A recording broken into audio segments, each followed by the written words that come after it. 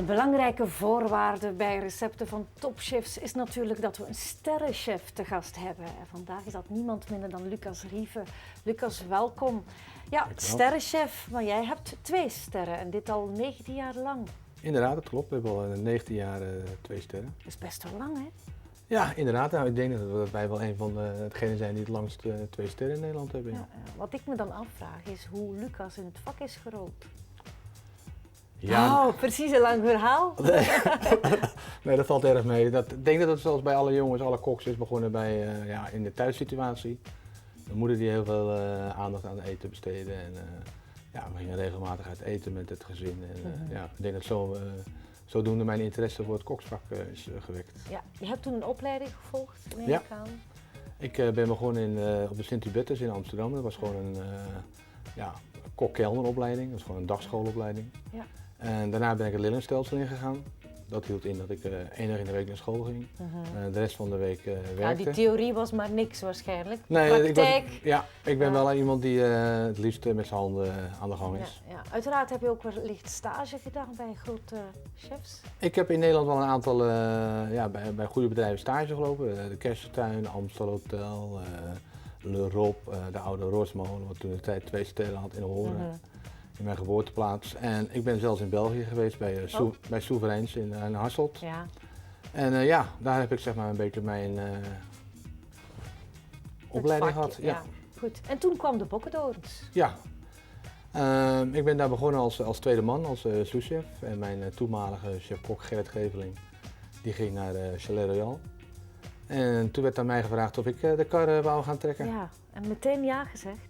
Nee, ik heb er dan wel even over moeten nadenken, want het is natuurlijk toch wel een hele verantwoordelijke baan. En, het is niet alleen het koken, maar het ook het organiseren, je inkoop. En, er komen natuurlijk meer facetten bij kijken dan alleen een pannetje water op het vuur zetten. Ja.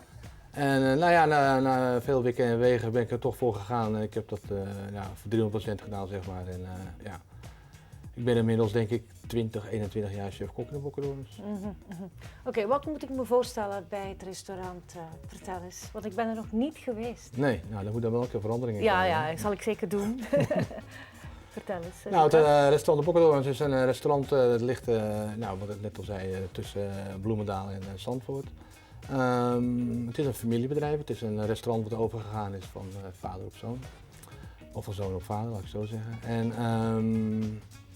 En het restaurant kan rond de 70 gasten plaatsen. We hebben buiten een heel mooi terras aan het meertje, dat is echt in de zomer een aanrader.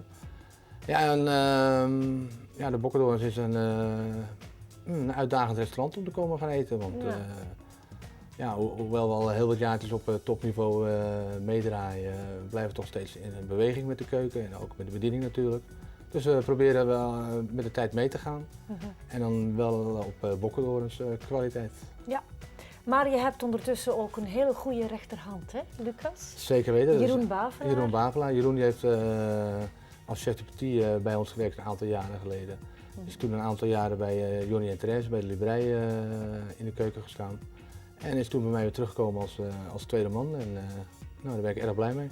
Ja, dus als jij ooit er genoeg van hebt, dan heb je meteen al een opvolger. Ja, zou je het kunnen zeggen, ja. Ja, dan kan de Bokkendorens blijven leven. Ja, zeker. Ja. Lucas, ik ben eigenlijk heel benieuwd naar jouw keuken wat dat betreft. Dus ik zou zeggen, we gaan meteen beginnen met een paar hele mooie gerechten klaar te maken. Heb je er zin in? Ik heb er zeker zin in. Oké, dan wij ook.